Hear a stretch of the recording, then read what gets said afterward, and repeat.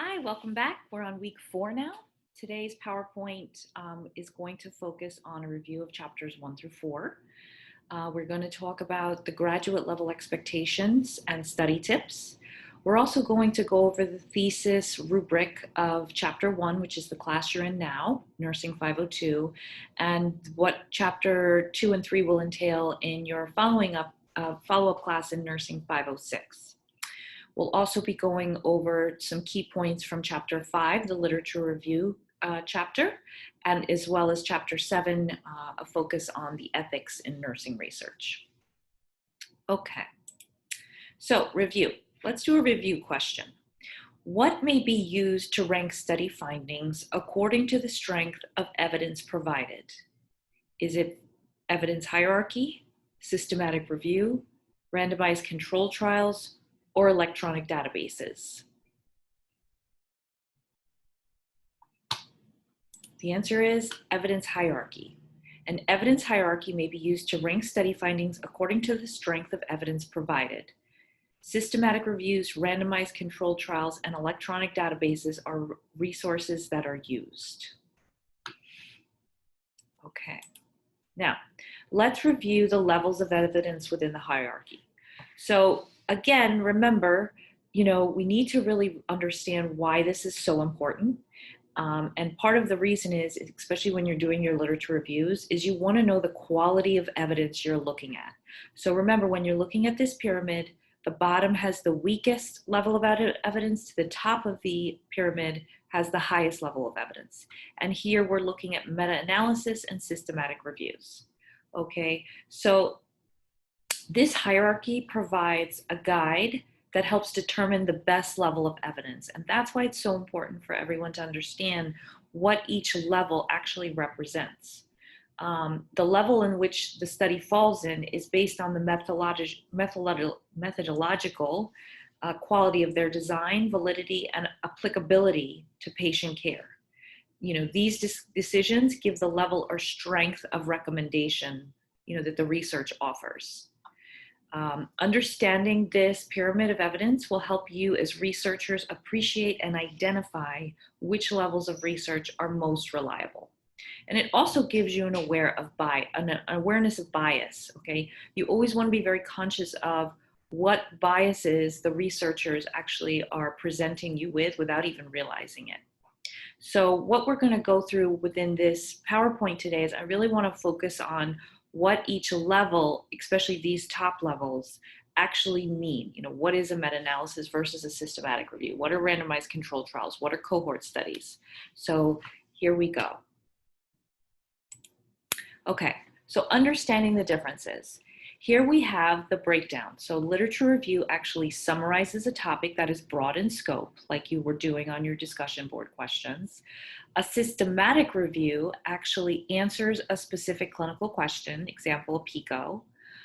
It defines a specific search strategy and lists what will be included and excluded in articles selected. And then a meta-analysis looks at the studies from a systematic review. So the purpose is to combine similar studies and pulls data to get a statistically significant result. Now, this is a nice little breakdown in how the reviews are related. So, all reviews are a literature review. Systematic reviews have specific criteria, and a meta-analysis is within a systematic review. Okay, a meta-analysis combines data from other studies, and it will always be accompanied by a systematic review. But just keep in mind, a systematic review may not have a meta-analysis. All right. So the biggest thing that we've been focusing on is the literature review, because we're looking at it from a more broad perspective so that you can get ideas for your research topics.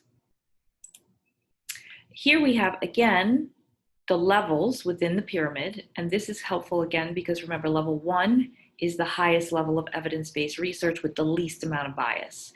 In this particular video that I'm going to play for you now, it talks about the cohorts, and it actually goes through the different types of study design. It's super helpful in explaining what each level actually represents.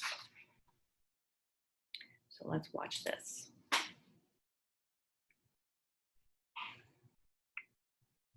Distinguished future physicians, welcome to Stomp on STEP. Sorry.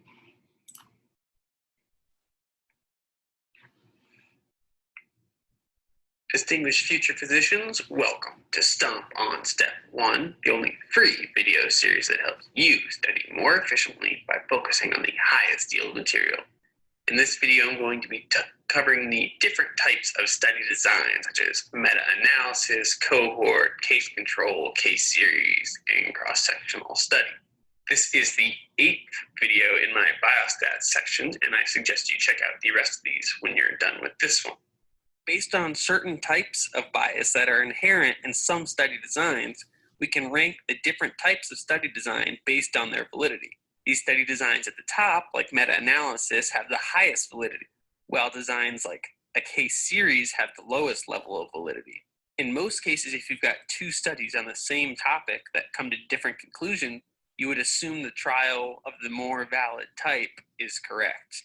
However, this isn't always the case. Just because something is a meta-analysis of randomized controlled trials doesn't necessarily mean it's a great study. All these studies designs can have bias, and a really well-designed, executed cohort study might have more valid results than a poorly designed or poorly executed randomized trial. See here in the top right corner that I give meta-analysis a high yield rating of 1. For those of you who don't know what that is, it is a rating scale from 1 to 10 that gives you a rough estimate for how important each topic is for step 1. And if you'd like to learn more about that rating system, please visit my website. Meta-analysis is the process of taking results from many different studies and combining them to reach a single conclusion. Doing this is sort of like having one giant study with a really large sample size. So it should be intuitive that this is going to be the study design with the highest validity. However, there still can be bias in these studies. A meta-analysis is really only as good as the data you're entering into it. So it's only as good as the studies that you're including in this meta-analysis. If you've got a bunch of individual studies that all have bias, the conclusion you make for the meta-analysis can also have a lot of bias. Randomized control trials, or just RCT, are the gold standard of research for therapeutic and preventative interventions. This is because they have very high validity, and they're types of experimental studies rather than observational studies. Most of the other things like cohort and case control, case series, those are all observational studies. This is experimental. And in experimental studies, you have a much higher level of control, and that's good because you can really isolate that one factor that you want to study and make everything else similar between the two groups. Things like randomization and blinding aren't possible in most observational study designs. But in a randomized control trial, you can use those methods. The biggest difference between an experimental study like randomized control trial and other observational studies is how participants are assigned to different groups. In a randomized control trial, the researchers assign through a number of techniques, most often randomization. In an observational study, natural conditions essentially assign what group a person ends up. Things like personal preference, genetics, social determinants, environment, lifestyle, all those things end up exposing somebody to a certain risk factor or end up with them getting a certain treatment. When you're doing an observational study, you're really just watching things that would have happened anyway. You're just trying to be a fly on the wall and sort of see what happens on its own and take notes. You can obviously imagine there's a lot of opportunities for bias in an observational study because you don't have control over so many different things. A cohort study is the observational study design with the highest validity. Cohort is really just a fancy name for group, and that should help you remember the difference between cohort and some of the other studies. Because in cohort studies, you start with a group of people, some of whom happen to have the exposure and some who don't. Then you follow this group of people over time and monitor how often certain diseases or health outcomes arise. So you're basically just monitoring the incidence of whatever you're studying. So what I described was a prospective cohort study, and that's easier to understand conceptually, but it's also possible to do a retrospective cohort study. In this case, you identify a group of people in the past, again, some of whom have the exposure, some who don't. And then you identify over time, over the last, how many ever years, the incidence of your certain outcome of interest. In case control studies, which are sort of the opposite of cohort studies, you first identify the people who have the health outcome of interest. Then you carefully select a group of controls that are very similar to that disease population, except they don't have that particular disease. Then you determine whether or not participants from each group had the particular exposure in the past. So this is a retrospective study.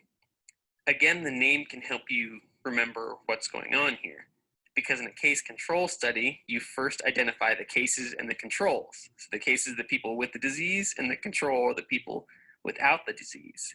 In both groups, in the case group and the control group, you're going to have a mix of people who do and don't have the exposure, but you don't find that out until later. There isn't a huge difference between retrospective cohort study and a case control study. You're basically doing the exact same steps in a slightly different order, but it's good to know they are different and used in slightly different situations. A case series is an observational study with a very small sample size and no control group. In this case, all you're really doing is reviewing the medical records of a few people. The last study design that we're going to talk about is the cross-sectional study. And this is different than the other studies because the other studies we've talked about so far measure incidence. They're measuring the occurrence of something over time. But cross-sectional studies measure prevalence. Difference between incidence and prevalence, I've got a video on that as well that you should go back and watch. But basically with cross-sectional studies, you're trying to measure the prevalence of a certain exposure and the prevalence of a certain health outcome at the same time. So you want to know how many people have the disease and how many people have the exposure that you're also studying at one particular point in time. This study design makes it very difficult to come to the conclusion that there's an association between that risk factor and a disease, because you're not really sure if there's any kind of causal relationship between the two. You just know that they're both common or both uncommon, something like that. That doesn't mean the study design is not useful, because it's often very easy as far as resources and time to do some sort of cross-sectional study. And a lot of times you can get these results that are freely available through things like governmental websites, because they do these sorts of measurements, yearly, and then they just report it through various websites and other media platforms. In that case, you might be able to find somewhat of association by saying, hey, this city has a really high prevalence of this risk factor and a really high prevalence of this disease. So there might be some sort of association there. In that case, you'd want to dedicate more time and resources to do a different study design. The prevalence numbers would really just give you an idea of where would be best to look. So it's sort of just the first step in that process. And prevalence is still useful for a lot of other things when you're not trying to find an association. If you just want to measure the overall success of a healthcare system or how common something else is, prevalence is very useful. Here are a list of related topics that I think are low enough yield that I chose not to cover them in my video. I would suggest not spending much time studying any of this until you've mastered all the higher yield material. That brings us to the end of the video. If you like my videos, please consider making a small one-time donation on my webpage using PayPal or a credit. So this just gave you a breakdown of the different levels. And I know this can be a little overwhelming because each one has so many details within it. And a lot of the times when you do your literature reviews, they're not going to tell you what level of study they don't actually write it out. So use the words within the pyramid to guide you as to figure out which level it is. So if they're talking about case controlled versus case controlled without randomization versus RCTs versus systematic review or meta-analysis, that's going to guide you as to what level of evidence they are working with. And here's like a breakdown of how he was explaining it. So we have our study design. We can break it down into experimental versus observational. Okay, so experimental, intervention of the researcher, observation of what happens, versus observational, subjects are observed and there's no action on the part of the researcher. Experimental studies include your randomized control trials versus your non-randomized control trials. And in your observational, you're looking at cohort studies. Remember, that's group. Those are your group studies. Case control studies, cross-sectional studies, or ecological studies. Okay, so the concept of a cohort. So going back to cohort, let's talk about that. So it's in cohort again is usually a group of people with something in common, usually an exposure or involvement in a defined population or group. Okay, and this is important because this will guide you into understanding what is going on in the study. And again, we have another video here to really break down the way that they're using their experimental studies. Hi, Terry Shaneyfeld for UAB School of Medicine. In this video, I'm going to discuss the general design principles of cohort studies. I'll talk about when they're useful, and I'll also discuss the limitations that they have in answering epidemiological questions. So as a reminder of how study designs are organized, studies can be either descriptive or analytic. Analytic studies can be either experimental studies like randomized controlled trials or observational studies like cohort and case control studies. We're going to focus in this video on cohort studies, and they're observational. What observational means is researchers, we don't intervene. We just watch what happens to people naturally. In the case of a cohort study, we watch to see what outcomes develop in these people. As a further reminder, primary research is broken up into randomized controlled trials, the observational studies, cohort and case control studies, and a couple other study designs we're not going to talk about. Now, the ordering of this hierarchy is important. It goes in reverse order of bias. So the risk of bias is lowest in randomized controlled trials, followed by cohort studies, followed by case control studies. So what are cohort studies? So cohort studies start out with a group of patients who are healthy. They don't have the disease that we're interested in. And the patients are broken up into an exposed cohort and an unexposed cohort. And then these two cohorts are followed forward in time for the development of disease. So this is a prospective cohort study. Now, cohort is just a group of people. It's nothing more than that. So in this case, we have an exposed cohort and an unexposed cohort. Now, cohort studies can also be done retrospectively. Instead of starting at the present and going forward, we actually go back in time, assemble our exposed and unexposed cohorts, come forward to the present time, and look to see in each of these cohorts how many people have developed disease or not. So why might we do a retrospective cohort? Well, a couple of reasons. One is if a disease takes a long time to develop, we can go backwards in time, break people up into exposed and unexposed cohorts, come forward in time till the present, and time has elapsed, so we've saved ourselves a lot of time. The other thing that retrospective cohort studies are often done within is other studies that have already been done, and the data is just sitting there. So you can go back and break people up into exposed and unexposed groups depending on your exposure of interest. So that's probably the two most common reasons that you'd see a retrospective cohort study. Still designed the same way, broken up on exposure status, followed forward for the development of disease. Now, cohort study designs can be used to determine prognosis and harm. So prognosis is once people have a disease, we look to see what happens to them.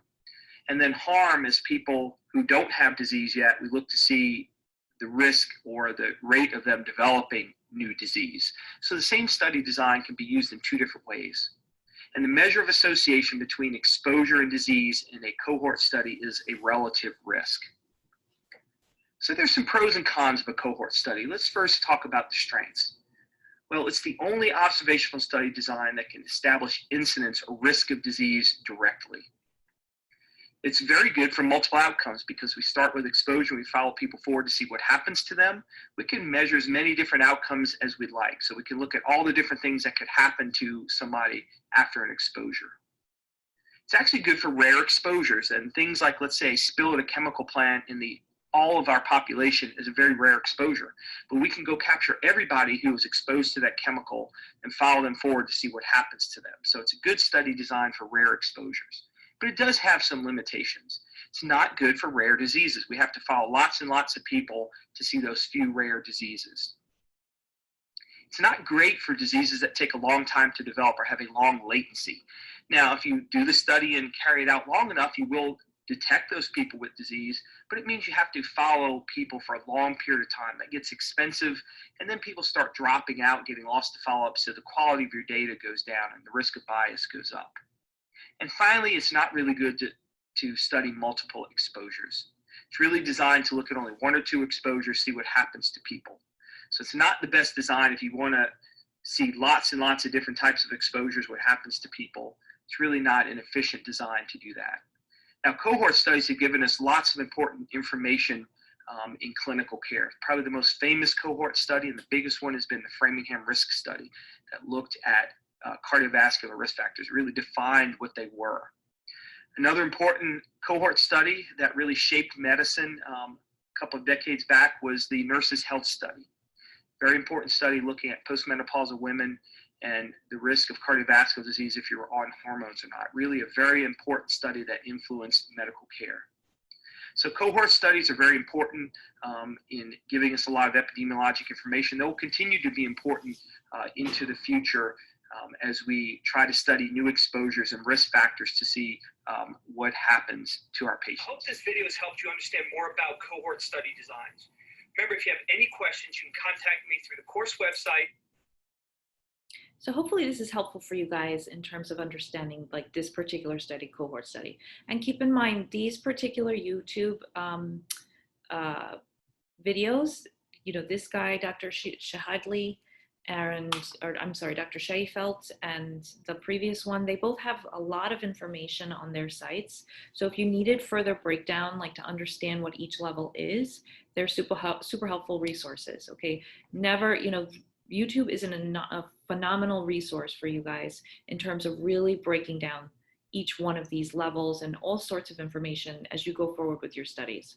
I can't say enough about YouTube. Like when I was in school, I didn't have it in my undergrad, but when I worked on my graduate degree, it was like a game changer in terms of like really starting to understand concepts that really were going right over my head, even with the support of the textbook.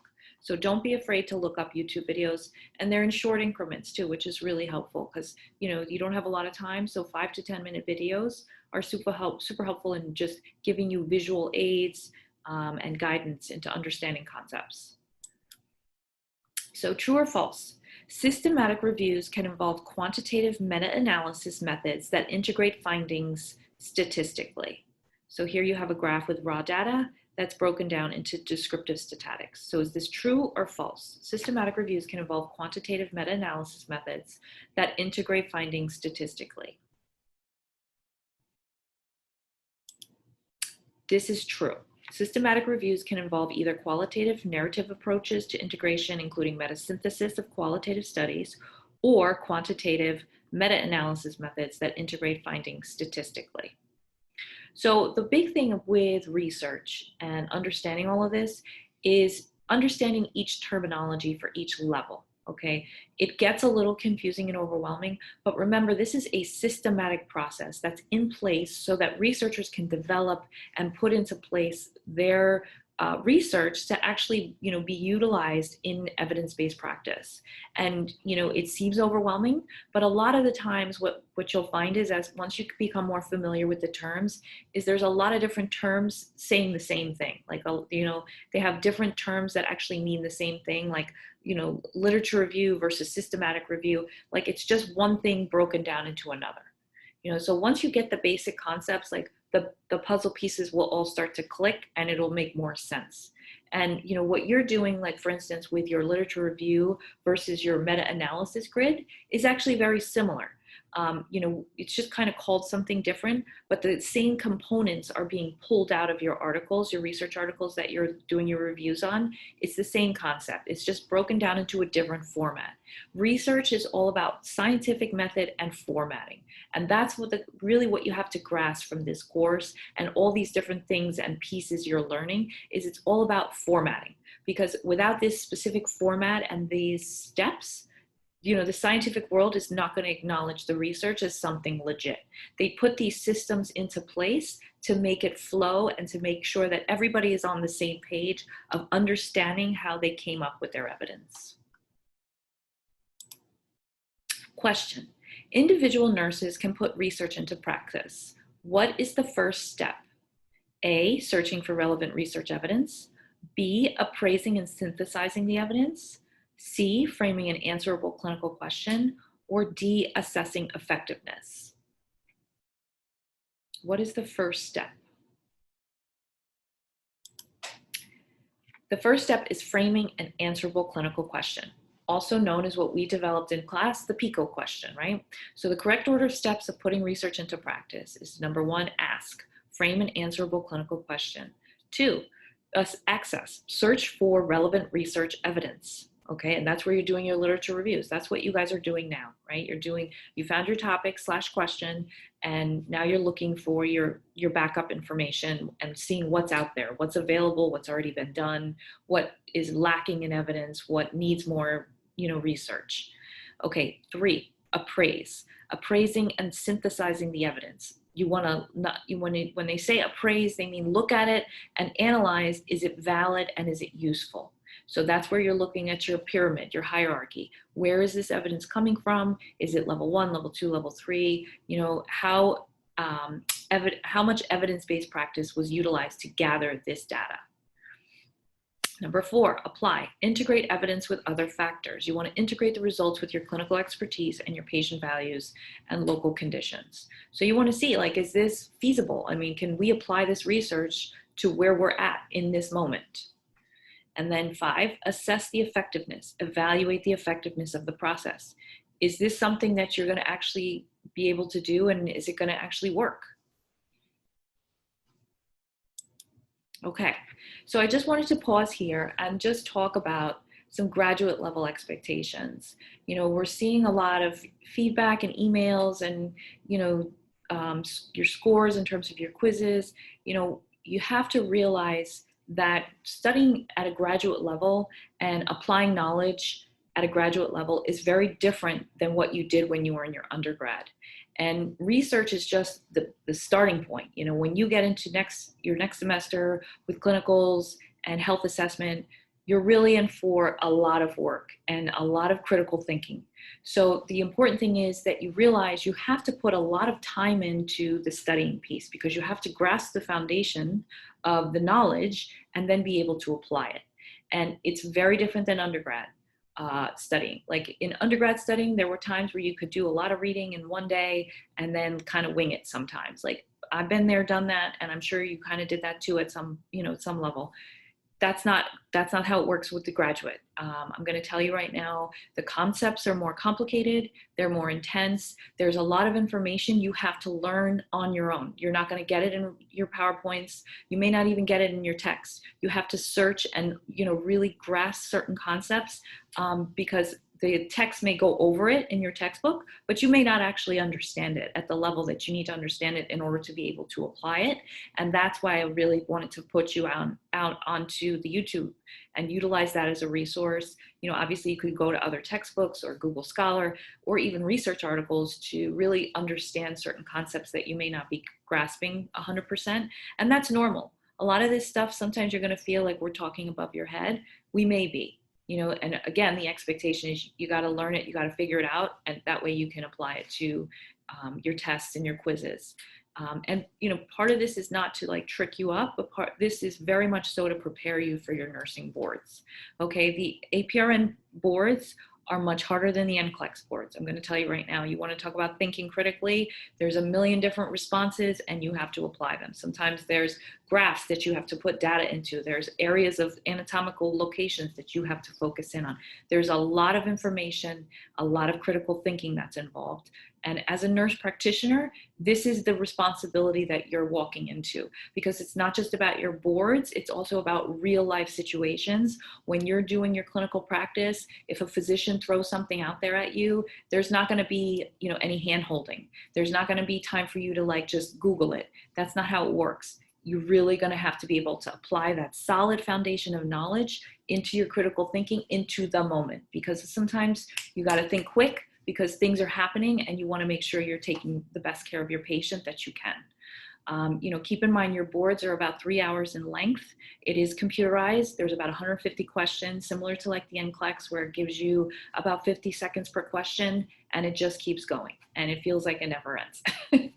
But, you'll get it, but you have to study now, like, and I want you to really start thinking about your studying. And if you're finding that you're feeling like you're overwhelmed and you're not doing so great, it may be that you need to sit down and organize your time. I would suggest spending maybe Sunday evenings or Saturday evenings, taking around about an hour of your time and laying out your calendar, whether you do it on your computer or you have a calendar book. And you really should start, blocking out times for studying. And really think about, when is your most energetic level? When do you have the most time to concentrate without being distracted? When do you have the most time to focus? And break it down into blocks. So for me, I always found waking up early was my best way of studying. And part of that I got from the idea from one of my clinical instructors, who was the director of pain management at Danbury Hospital. While I was in her clinical, while she was preceptoring me, she was actually working on her doctorate. So she was teaching, she was precepting, and she also was the director of pain management.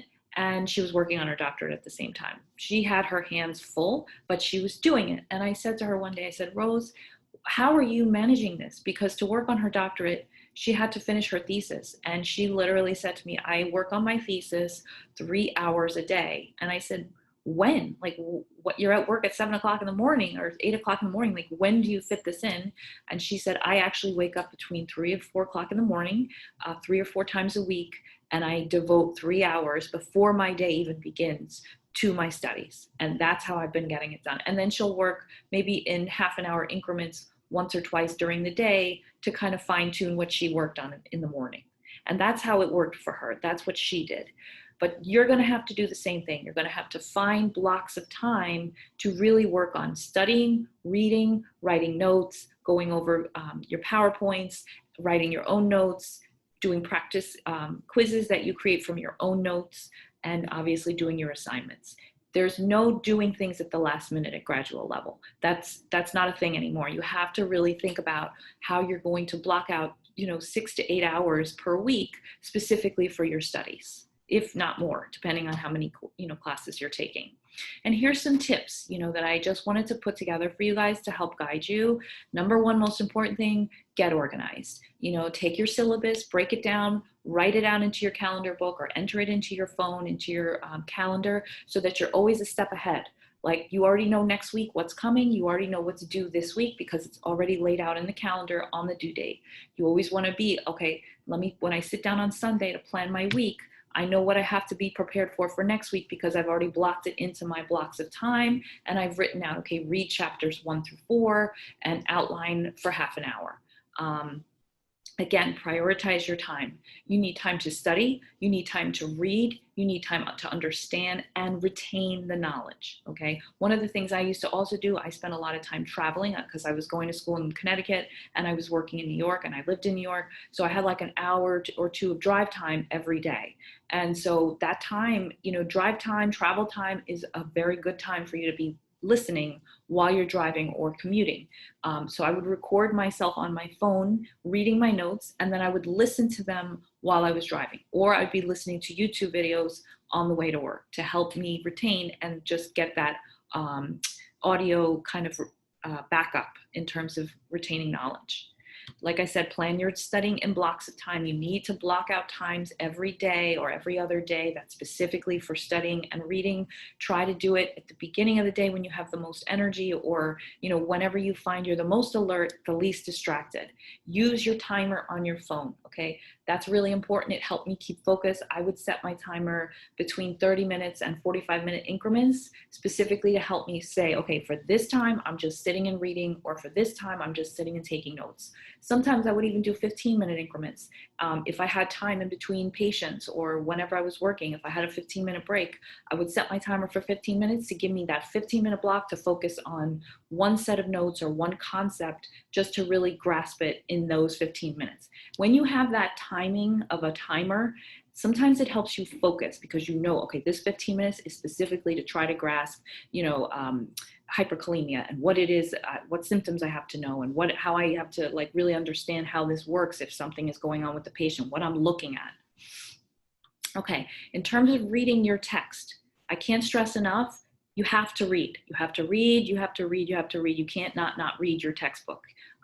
Now, that being said, Fine tune your reading skills to work for time management purposes. Skim your chapters, okay? Look at your headings, your tables, bold words, examples. Look at your summary points at the end of the chapter. I always start my chapters with the summary points. I look at that first just to get an idea, okay, what is this chapter really focusing on? And then based on the summary points, I go back and I skim again, and then I start my outline.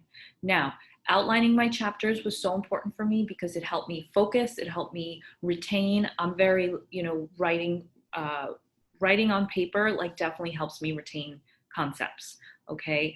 I really like the idea of concept mapping, and I have included a short video on that in here because I really find it so helpful, not only for studying, outlining chapters, but also outlining PowerPoint presentations, as well as just thinking when you have to come up with ideas, when you have to write.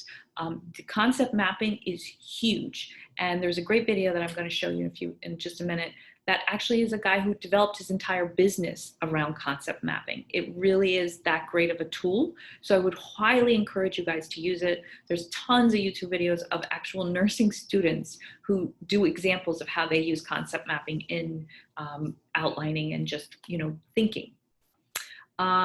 So again, if you don't get it, if you're not understanding concepts and you just are not really grasping it, take keywords, put them into YouTube and see what videos come up. You'll get short, quick videos that will actually be extremely helpful in helping develop just the basic concepts so that you can continue to do your critical thinking.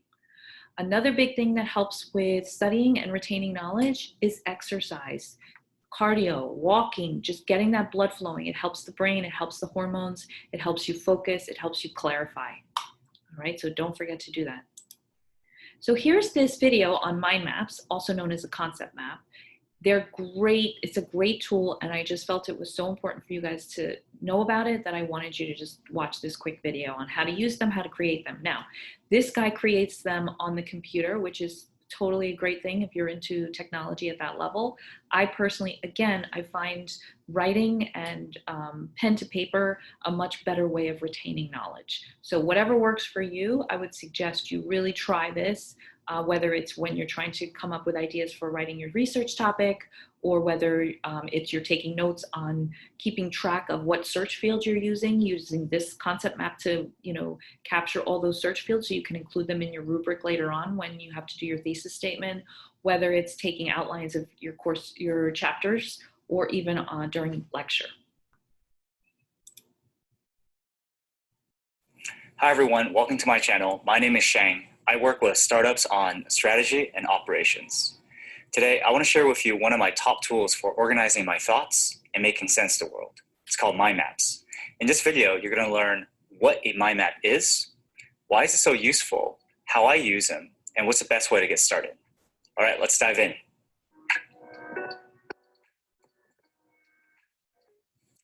So what is a mind map? A mind map looks like this. It's essentially a single main topic with related subtopics that radiate outwards. And those child nodes can then also branch out into further detail depending on how far you go down. It's such a great way to just get all your thoughts down, but in an organized way. So you don't have information overload, can spot your blind spots and make better decisions. So why are they so useful? The reason is because the world is a really messy place. So your information that you get, on a daily basis is going to be just as messy. And rather than getting information overload, mind maps allow you to just dump all that information in a spatial way and then organize them and prioritize them however you want to. This is really important because let's say you're in a meeting and either as a student or as a professional. And this conversation is going to flow, right? It's going to be really, really dynamic. And you're probably taking notes. And you feel like most people, you're probably taking notes in a top-down bullet point style. The issue with this is that, a conversation is really, really dynamic. It's going to jump from one topic to the next without rhyme and reason sometimes, even if there is a clear agenda. So this means that, a couple of things can happen. First, if a conversation moves, on from what you've already covered in your notes, you might actually forget what you had written previously on, the previous topic. And number two, if something is mentioned, during the conversation about a topic that was previously covered, if your attention is solely focused on the present, you might actually be missing that connection. And that's because, number three, you're probably really passive while listening to this meeting or just taking down notes because you're essentially a human copy machine. With mind maps, it's like drawing. You're taking all the information that you're listening to, planning, or learning, and then just dumping it onto a piece of paper or iPad. And you don't have to worry about information overload as long as you're diligent about categorizing the main sections. And then you can go down to each of those sections as deep as you want without really losing the interconnectedness nature of the entire system or the entire picture. All right, examples time, how I use them. Here's my daily to-do list, right? You probably noticed that I've got it separated out into the major categories first, which aren't really, actionable to-dos. At this point, I just want to understand kind of the overall scheme of the major categories I have to cover for that day. And then from there, I will radiate out the individual tasks and then cross them out like a to-do list. Here's the mind map that I made to plan out this video. You'll notice that there's 5 sections and each of them will radiate out with their own different contents. This is a flow mind map that I made for a simple travel app that I designed for a friend. And you'll notice that this is a user flow map that takes you from the user onboarding component to going through various different actions in the app. The next one is a mind flow map of a slightly more complicated product. But the concept is actually the same, which is it's just detailing a user journey from onboarding and then all the different actions he can take as he goes through the product. And this is a diagram I typically make before I even start designing to understand what is it that I actually have to design. Each individual screen is correspondent to a child node or an action, for example. And this is what I share with my team on the engineering side for them to understand what is it that what we want to achieve at the end of the day. Again, this demonstrates that with a good mind map, you're able to keep track of the overall big picture while still going really deep into the minutia or the individual details, because sometimes that's actually how far you have to go. But at the same time, you don't want to lose track of the overall picture or the overall objective of what you're working on. So this is really, really important. And this last example is something that is ongoing given the COVID-19 crisis. So I've been trying to map out the nature of the virus, the historical precedents of pandemics, what generally happens during a pandemic, how it's going to impact, the first order impacts on people, and then the second order economic impacts, as well as how small businesses can actually react to this or prepare. So maybe in a future video, I can share some of the insights or actionable stuff that I got out of it. There you have it, folks. Thanks a lot for watching. I hope you found that useful. Be sure to hit the subscribe button if you want to see more on mind maps and how I use them. Until then, take care. So hopefully this will help you guys in going forward with not only research, but all your classes going forward in your master's program. Again, mind maps are just a great way to take notes while filling in blanks where sometimes you don't understand something. You know you have to go back and add to that part of the mind map once you have gotten information from other places. I tend to write my mind maps actually on graph paper because I just find it looks neater. I have another video here. I'm not going to play it in this PowerPoint because it's about 12 minutes long. This is Dr. Mona. This video, I cannot stress enough. I actually had to reach out to her to get this video because it wasn't on her YouTube page like it used to be. I watched this video in grad school. She is a pharmacist and she talks about how some studying techniques she used while she was in pharmacy school, which took her 6 years to get through, which is how long it is. and what her studying techniques were. And this video was a game changer for me. She talks about how she would go through her PowerPoints, write notes from her PowerPoints from her lectures, and then create her own little self-quizzes that she would use to check her knowledge retention. I found that was an awesome way to study, and it was a game changer for me in terms of improving my grades, but more importantly, improving my retention so that I could really grasp certain concepts that I felt I was struggling with. And it's not because the concepts were so complex that I couldn't get it, it's that I really wasn't studying effectively. So definitely feel free to watch this on your own time. Just another great resource to help get you focused and improve your grades and improve your knowledge so that when it's time to take those boards, you're ready to go.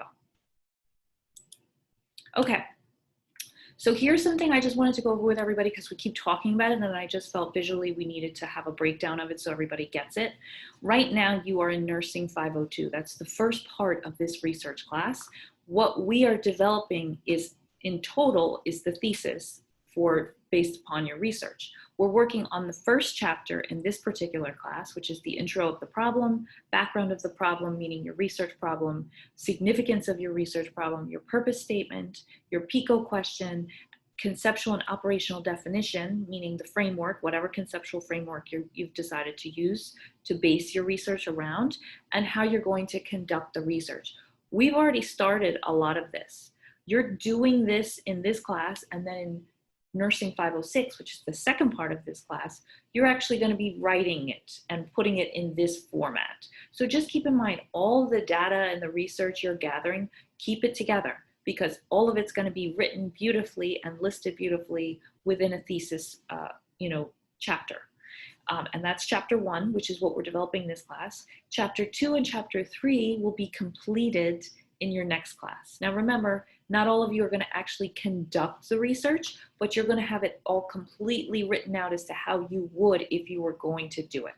All right, so here's, again, a lot of what we're doing in this class. It also includes what you're doing in this chapter, what you're actually writing out in chapter 2 and chapter 3. It's just basically in class 2, you're in 506, you're actually putting all the information together and writing it in this beautiful 3-chapter thesis. So I just wanted to show you what each class is going to have and entails. But the overall picture is this is actually what you're doing. And we've broken it down into baby steps within the class. So we're already thinking about a topic, AKA your problem. We've already are looking at the background of your problem through your literature review, right? We're already considering the significance of the problem. We're developing a purpose statement within your formatted subject matter proposal that you're going to be uploading into Canvas. By the way, we've gotten emails with the subject proposal.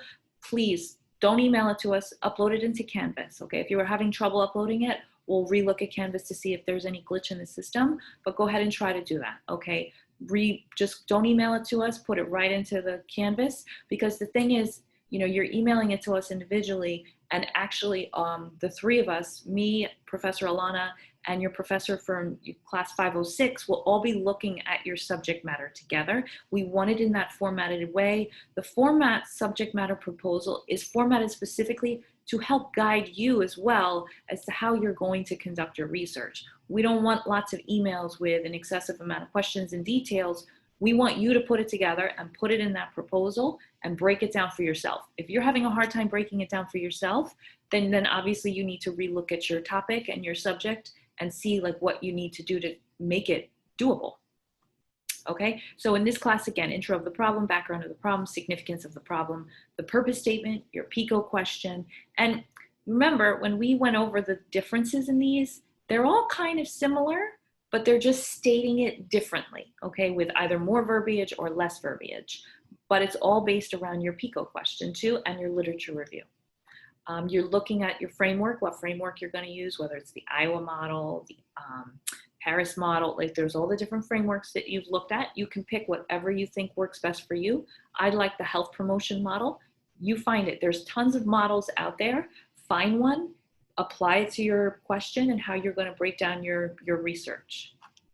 And then, of course, the operational definition, meaning how are you going to conduct your research? So this is what we're focusing on within this class, chapter 1. Now, some of this information you're getting from chapter 1, you know, whether it's your literature review, the hierarchy of literature, because you're looking at that stuff now as you're reading your articles and doing your meta-analysis grid, all of that's going to apply into your chapter 2 and chapter 3. So you're actually doing a lot of this work. You just don't have to apply it until the next class. But keep in mind, again, I can't stress enough, save your notes, save all the work you're doing so that it's nice and organized so you can just plug it in when it gets time to do it in your chapter 2, chapter 3 formatting. Your meta-analysis grid is huge. Again, don't forget when you're doing your literature review and you're searching, you're putting in those search fields, what you're looking for, keep track of that. Do yourself a grid and write down what you're tracking so that when you have to put it in here in your inclusion and exclusion criteria and your search strategies and yields, you have all that information right there. You don't have to try to think back because there's no way you're going to be able to do that. Okay. Now, back to the literature review. Now, this table is on page 89. It's table 5.1. All this is showing you the flow of tasks in a literature review.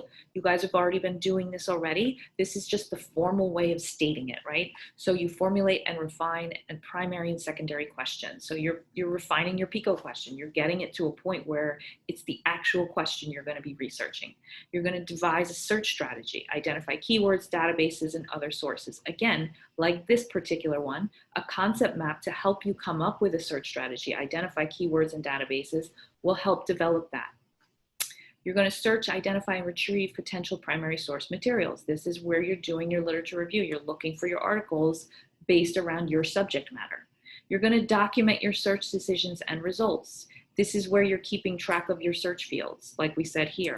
Your search strategies and yields. That's what that is. Document search decisions and results and organize the materials.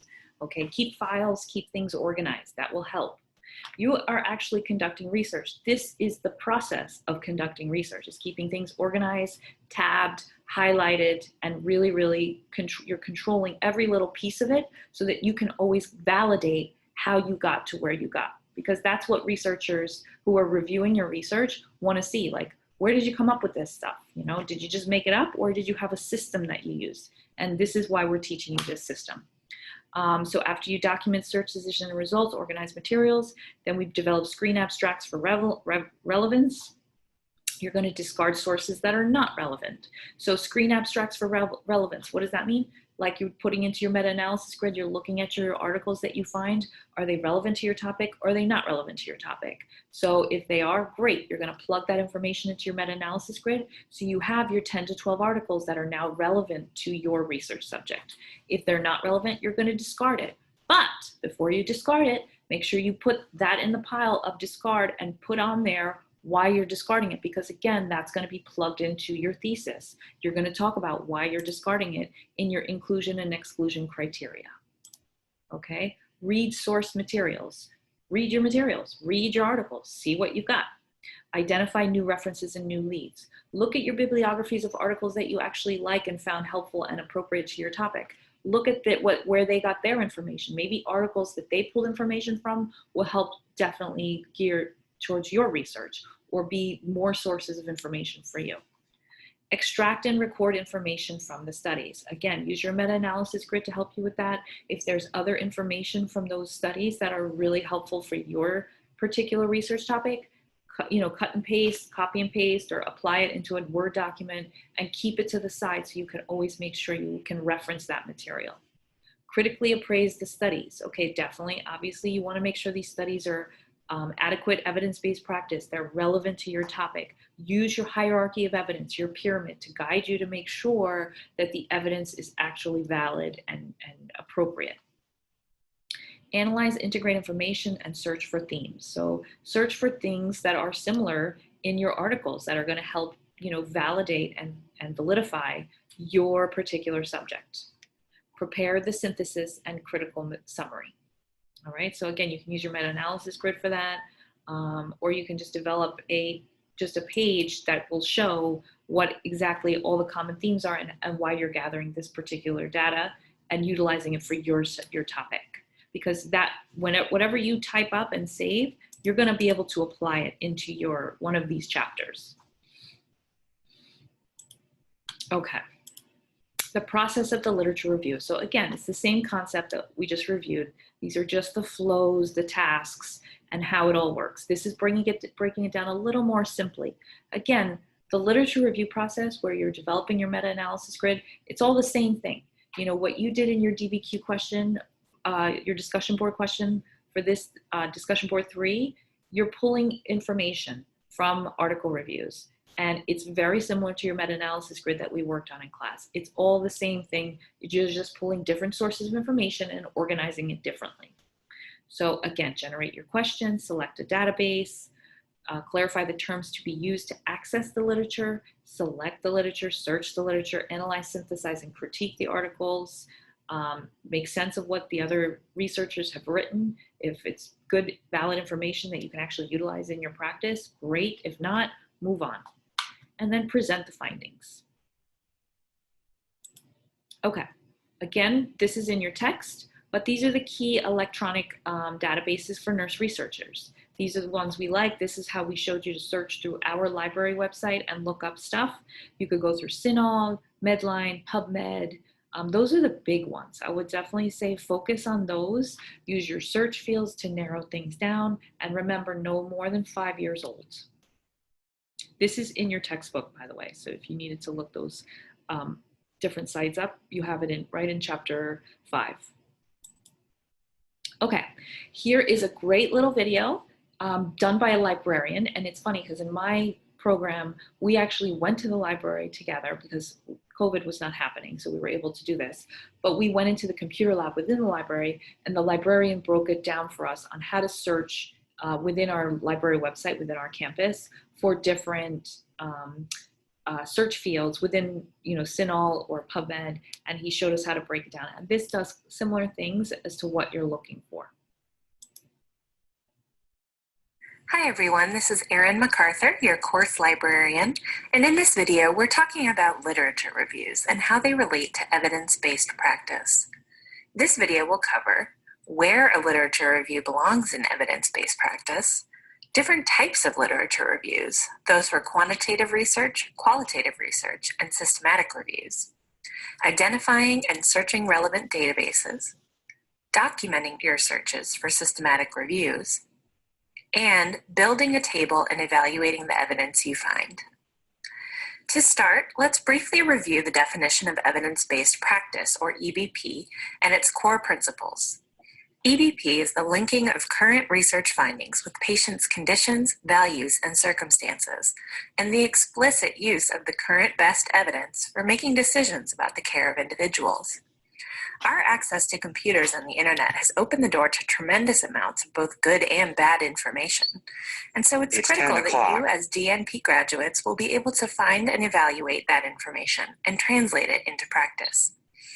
According to your text, the core principles of EBP are 1. Formulating the clinical question, 2. Identifying the most relevant articles, research, and other best evidence, 3. Critically evaluating the evidence, 4. Integrating and applying the evidence, and 5. Reevaluating the application of evidence and making necessary changes.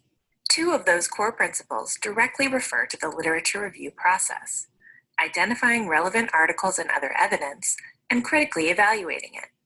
So being able to successfully conduct a literature review is an essential skill in evidence-based practice. Now, let's go over different types of literature reviews. A literature review is an essential component of both quantitative and qualitative research. In quantitative research, the literature review is used to direct the planning and execution of the study, and is conducted before the study is conducted, at the beginning of the research process. After the study is completed, a second limited review is conducted to identify any studies published since the original literature review. In qualitative research, on the other hand, the literature review may be completed at various times in the process, according to the type of study being conducted.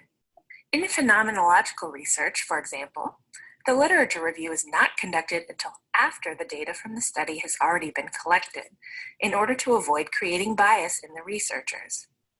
An ethnographic study, on the other hand, would include a literature review conducted at the beginning of the research project, much like with quantitative research. A systematic review is a specialized type of literature review and is very common in nursing research. Systematic reviews are structured, comprehensive syntheses of research studies in a particular healthcare area, used to determine the best research evidence available for evidence-based practice. Systematic reviews of randomized controlled trials are considered the strongest level of evidence for practice. A systematic review requires a comprehensive, exhaustive search strategy to identify relevant studies, which will be documented in the review, as well as stated inclusion and exclusion criteria for studies reported. Systematic reviews include a methodology section where the names of databases searched, search terms used, and limiters or parameters will all need to be reported. Regardless of which type of literature review you're conducting, they will all require you to identify and search research databases for relevant and current resources. Using the library is essential for a thorough literature review. A good deal of academic research is locked down behind publisher paywalls, and so is difficult, expensive, or impossible to access on the open web. Library databases can also make it easier to discover related resources, since they use standardized search terms and phrases. While you're a student at UWO, you'll have access to all of Polk Library's research databases, but you may also have access to research databases through your employer. CINAHL is the most comprehensive and relevant nursing database. Medline is also commonly used by nurse researchers. These two databases should always be included in your literature reviews, but you may choose to include others as well, depending on how comprehensive your literature review will be and what topic or question you're studying. Polk Library provides access to other databases you might choose to include, like ScienceDirect, Cochrane Library, and Nursing Full Text Plus. After you graduate, even if your employer doesn't have access to databases, you can still use PubMed, which provides free access to Medline through the National Library of Medicine. And your local public library will also provide access to some research databases with your library card. If you need some review on how to search databases to identify relevant current resources for your literature reviews, I've included a couple of videos in this playlist that can help.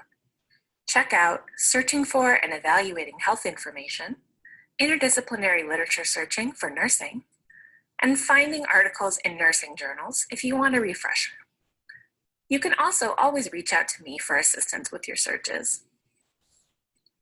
While not every literature review you conduct will be a systematic review, I always recommend doing some basic documentation of your searches and search parameters, just in case you decide that you want to expand your literature review into a systematic review for publication.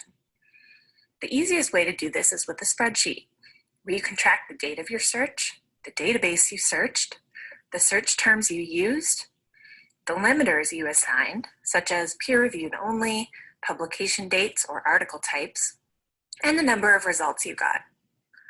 This will help you if you need to replicate your searches later, and if you end up doing a systematic review, you'll need these details to include in the methodology section. It is extremely difficult to recreate this data after the fact, so it's smart to capture it as you go. Once you've completed your searches, you need to be able to synthesize and evaluate the evidence you've found for practice. Creating and populating a table is a simple and clear way to compare and summarize the evidence. On page 99 in your textbook, Table 3-7 is one example of such a table. Each piece of evidence gets its own row in the table, and the interventions and outcomes are summarized for easy reference. The table also makes it easy to compare studies to one another, which will help you evaluate your body of evidence for quality, quantity, and consistency. Additionally, the table can simplify the process of determining where each piece of evidence falls in the hierarchy of evidence for practice, which can be found on page. Just as a side note, this table that she's talking about is the same table that we've developed for you called your meta-analysis grid that you're working with. So you already have this table. The table she referred to before as a spreadsheet, she created herself in Microsoft Excel, and she's using that as a tracker for all of her search fields, what she included and excluded. That's a great idea if you wanted to create that for yourself while you're searching for your articles, just to keep track of all that data, because you are going to have to include it in your thesis. I wrote mine out I just kept track notes, but if you wanted to create an Excel spreadsheet, that's an awesome and very well organized way to do it as well. 72 of your text in Table 3-1. As you populate the table and describe the design of each study, you can refer to the hierarchy and assign a level to each piece of evidence. Looking at where your evidence falls in the hierarchy will allow you to determine the overall strength of the body of evidence you've assembled. Another point I want to point out here with what she's talking about, remember in the hierarchy, they have it listed level 1, level 2, level 3. Again, when you read your articles, the likelihood is they're not going to list the level. You're going to have to determine based on what they're using when they say they used a case control or cohort studies or randomized control trials. You're going to look at those terms and you're going to figure out which level of evidence they used. If you have any questions about literature reviews and evidence-based practice, please contact me, Erin MacArthur, at my email, mcarthue@uwwash.edu, or by phone at 920-424-1. Okay, great. Another great resource to help guide you in how basically everybody does their literature review to determine their research. Okay, this is all across the board. This isn't just nursing. All avenues of science use this same formatted process. So just so you know, it does seem very technical, but it applies across the board. So again, when you're evaluating research, now you're going to know what valid research is. It's not just a Google it kind of thing. There's an actual process behind it all. Okay, question for review. A literature review is important in creating a platform for the basis of your research. Choose what questions would be important while conducting a literature review. A, how relevant is the research question in this study to the actual practice of nursing? B, was the research quantitative or qualitative? C, what was the purpose or purposes of the study? Identification, description, exploration, explanation, or prediction and control. D, is this study fundamentally cause probing? And E, what might be some clinical implications of this research? Again, what is the question here? Choose which question would be important while conducting a literature review.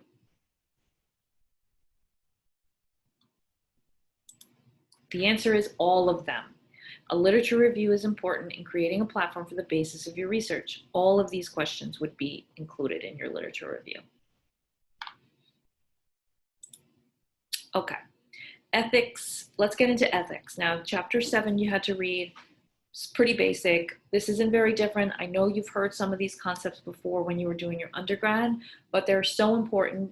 They will come up on your boards. There are always questions about ethics. Not specific like what is ethics, but more like how do you apply. They give you a clinical situation and then they give you an ethical response and you have to pick the best one. So this little mini video just goes over the very basics, ethical principles, and then we're going to get into the Belmont Report, which is the foundation of where all of our ethical principles and how they integrated that into your actual ethical concepts. Welcome back. In this video, we'll talk about the core ethical principles of medicine.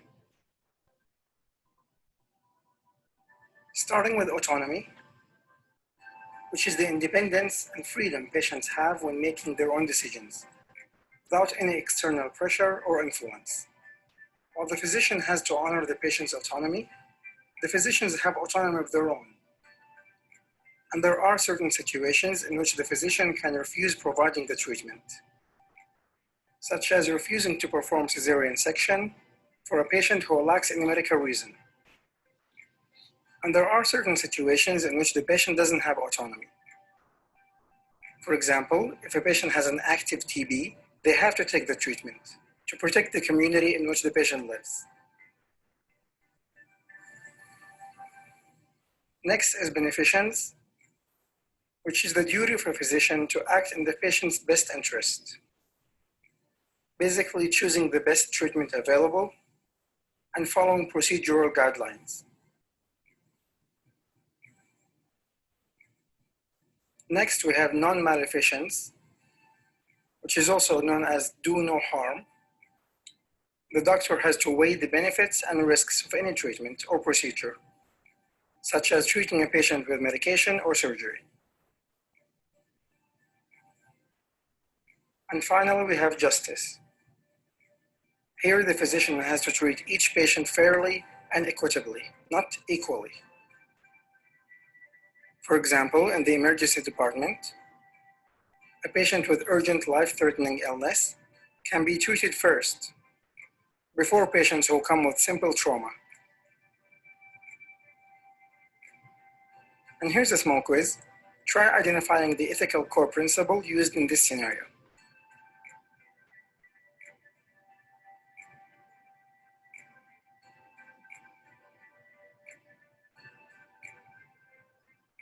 All right, guys, that's all I have. Thank you so much for watching, and hopefully this helps. So these are the basic things that we have to focus on in terms of ethics. But the more important thing is I really want you to understand the Belmont Report. Okay, true or false? An ethical dilemma occurs when a situation in which the rights of study participants are in direct conflict with the requirements for a rigorous study. True or false?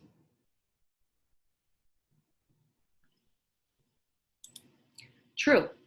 An ethical dilemma occurs when a situation in which the rights of study participants are in direct conflict with the requirements for a rigorous study. Question: what is non-maleficence? A, performance of some good. B, protection from physical and psychological harm and exploitation. C, participants' right to self-determination. Or D, freedom to control their own actions. Now be careful with this question because remember there's a difference between beneficence and non-maleficence. What is non-maleficence? It's B, protection from physical and psychological harm and exploitation. So just to clarify the difference between the two, beneficence is do good versus non-maleficence is do not cause harm, okay? Non-maleficence, no harm, right? Act in a way that benefits patients is beneficence. Centerpiece of caring, closely related to non-maleficence. You know, beneficence, you always want to focus on the good. Non-maleficence is all about preventing harm, removing the harm, preventing harm, not causing harm. It's more binding than beneficence because you're going beyond doing good in that you're actually trying to prevent harm.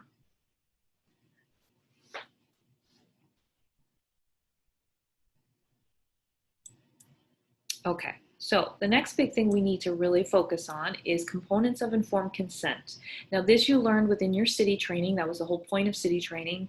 You're now certified in it. You should be because it's due this week. That certification is vital and the only way you can conduct research legitimately. Okay, you have to have that certification prior to doing any research on human subjects. Okay, so when it comes to consent with your research, here's what it needs to include. Your participants need to be provided with an adequate information about the research so that they can comprehend it. It has to be at their level of understanding. And they have to have a free choice in deciding whether or not they're going to participate in it or if they need to withdraw from it. You need to be very clear in your communications to the participants, their status as a study participant, what exactly they're doing, the goals of the study, the types of data that you're going to be collecting, the procedures to be used, nature of participants' commitment, what does it entail that they have to do? Like how long do they have to be involved in this? The sponsorship of the study, you need to make it very clear who's actually paying for this study because you don't want it to be a conflict of interest. You need to let them know the potential risks and benefits and the treatment alternatives. Of course, you want consent, which includes confidentiality pledge, voluntary nature of their participation, the participants' right, they should have a page stating that they have the right to withdraw from the consent, the research if they don't want to be participating in it, and information on contacting the researcher. So you should always make yourself available if they have any questions. The people you need to be very careful with when you're doing any research are obviously children. You're going to want to talk to their parents. Mentally or emotionally disabled. You have a lot of special needs and disabled people that you want to do research on to help them, but you also have to be very conscientious about their respecting their rights. So that also goes for severely ill, terminally ill, physically disabled, institutionalized people, and pregnant women. You always want to get families involved when it comes to these people to make sure that their advocates are present and agreeable to what you're doing. Okay, so here's a nice video about the Belmont Report. Hopefully you read about this in your text. It is the basis for regulations affecting research sponsored by the US government, so it's super important that you're aware of like what exactly this report entails. This recording will briefly discuss the Belmont Report, which was a groundbreaking research ethics report published in the United States in 1978. It's very fundamental to what all nursing researchers have to adhere to in order to conduct human subject research.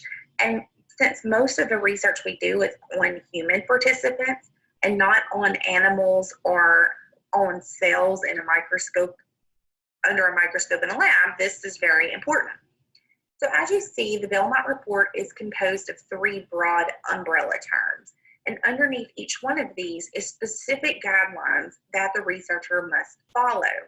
So we're going to cover each of these 3 briefly with a few examples on the next few slides.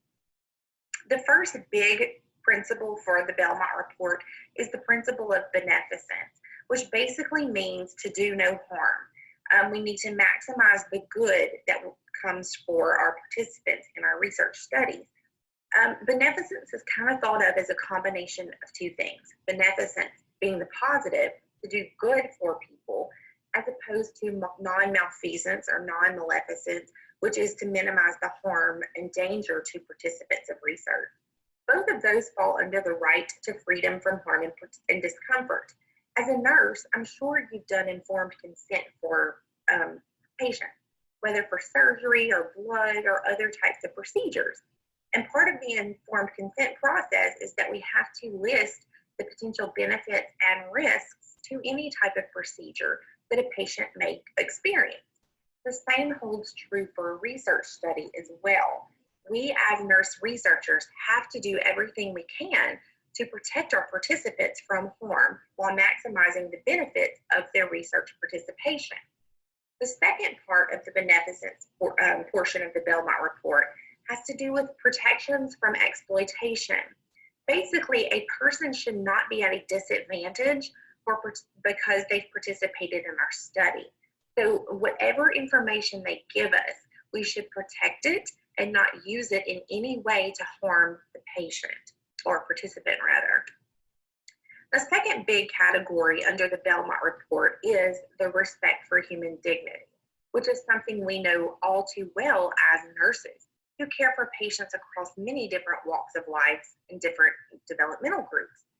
So the first kind of section under respect for human dignity is the right to self-determination.